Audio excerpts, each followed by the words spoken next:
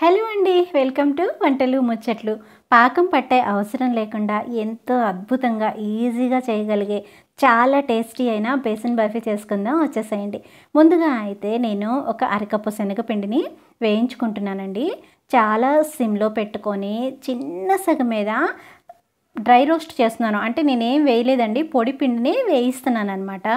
ఇలా చక్కగా వేయించుకుంటూ ఉన్నప్పుడు ఏమవుతుంది అంటే మనకి శనగపిండిలో ఉన్న పచ్చితనం పోయి మంచి స్మెల్ వస్తుందండి. మీకు వేయించేటప్పుడు తెలుస్తుంది. శనగపిండి వేగుతూ ఉంటే ఆ పచ్చిదనం అంతా పోయిన తర్వాత మీకు మంచి స్మెల్ రావాలన్నమాట. ఒక్క 2 నిమిషాలు అంతే అలా వేసి పక్కన పెట్టేసేసుకుందాం, చల్లారుతూ ఉంటుంది.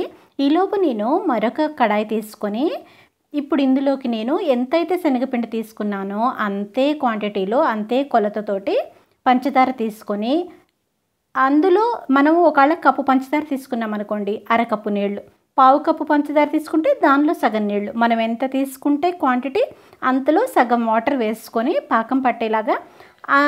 మీకు పాకం అవసరం లేదన్నాను కదా, అయితే పాకం ఏమీ రావక్కర్లేదు, కానీ పంచదార కరిగేంత వరకు వెయిట్ చేద్దాం. ఈ లోపలైతే అక్కడ శనగపిండి చల్లగా అయిపోతుందండి. ఇప్పుడు మనం ఏం చేద్దాము అంటే పంచదార కరుగుతూ ఉంటుంది, ఈ లోపల మనమైతే శనగపిండిని జల్లించేసుకోవాలి. ఇలా ఎందుకు జల్లించుకుంటున్నాను అంటే శనగపిండికి ఎక్కువగా ఇలా ఉండలు ఉండలుగా వచ్చేసే గుణం ఉంటుందండి. కాబట్టి అలా ఏమీ రావద్దు, చక్కగా పంచదార నీళ్ళల్లో చక్కగా కలిసిపోవాలి అంటే చక్కగా ఇలా జల్లించుకున్నాం అనుకోండి, ఎక్కడ ఉండలు లేకుండా పిండి అప్పటికప్పుడు జల్లించుకొని చేసుకున్న బర్ఫీ చాలా చాలా బాగుంటుందండి. సో నేను ఇలాగ చల్లగా అయిపోయిన శనగపిండిని ఇలా వేసుకొని జల్లించేసేసుకుంటున్నాను. చూడండి, ఇలా జల్లించుకోవడం అయితే మాత్రం కంపల్సరీ అండి.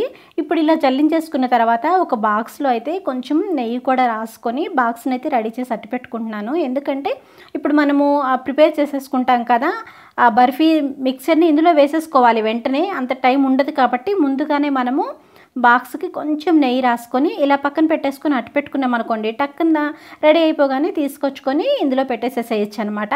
అందుకని చెప్పి ముందుగానే దీనికి కొంచెం నెయ్యి అప్లై చేసుకొని బాక్స్ని అయితే ఇలా పక్కన పెట్టుకుందాము. చూడండి, పంచదార అంతా అయితే కరిగిపోయింది. మీకు ఏ పాకం రావాల్సిన అవసరం లేదండి. ఇప్పుడు మనం జల్లించుకున్న పిండి ఉంది కదా, ఆ పిండిని తీసుకొచ్చుకొని ఒకేసారిగా కాదండి, కొంచెం కొంచెంగా వేసుకొని అలా కలుపుతూ ఉండాలి. లేకపోతే మాత్రం మీకు చెప్పే కదండి, ఉండలు వచ్చేస్తుంది. మనము ఏం చేస్తున్నా సరే చక్కగా జాగ్రత్తగా చేయాలండి. కొంచెం కొంచెంగా వేసుకొని చక్కగా ఇలాగా కలుపుకుంటూ ఉందాము.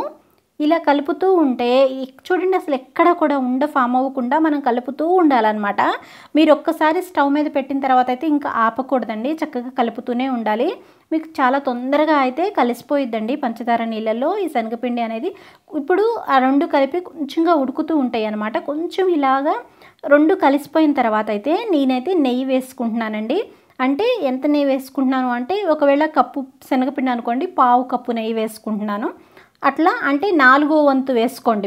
మీరు ఎంత పిండి అయితే తీసుకుంటారో ఆ పిండిలో 4వ వంతు నెయ్యి వేసుకోండి. చాలా చాలా కమ్మటి ఫ్లేవర్ వస్తుందండి బర్ఫీలోంచి మనం నెయ్యి వేయడం వలన. అండ్ బర్ఫీ కూడా ఎంత రుచిగా ఉంటుందంటే మీరు ఒక్కసారి చేస్తే మిమ్మల్ని పదే పదే మళ్ళీ ఇదే స్వీట్ చేయమని అడుగుతూ ఉంటారనమాట. ఇప్పుడు మళ్ళీ ఈ నెయ్యిలో కూడా చక్కగా శనగపిండి అంతా చక్కగా వేగుతూ మంచిగా చూడండి ఎలా దగ్గరకు వచ్చేస్తూ ఉంటుంది మిశ్రమము. ఇంకా ప్యాన్కి అంటుకోవట్లేదు అంటే మనది రెడీ అయిపోయింది అనమాట అండి బర్ఫీ మిశ్రమము. ఇప్పుడు దీన్ని తీసుకువెళ్ళి మనం ఆల్రెడీ చక్కగా బాక్స్ రెడీ చేసి అట్టు పెట్టుకున్నాం కాబట్టి తీసుకువెళ్ళి బాక్స్లో వేసేసుకోవటమే. గట్టిగా అయితే అస్సలు నొక్కద్దండి, జస్ట్ లైట్గా స్ప్రెడ్ చేసుకొని వేడిగా ఉన్నప్పుడే ముక్కలు కోసుకున్నారు అంటే బర్ఫీ రెడీ అయిపోయింది. వీడియో నచ్చితే తప్పకుండా లైక్ చేసి కామెంట్ చేయండి.